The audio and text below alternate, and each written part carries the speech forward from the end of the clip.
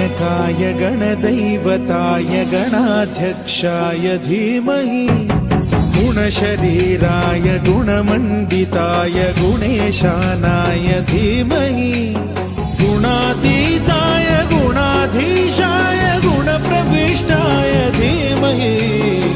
एकदन्ताय वक्रतुण्डाय गौरीतनयाय धीमहि गजेशानाय भालचन्द्राय श्रीगणेशाय धीमहि एकदन्ताय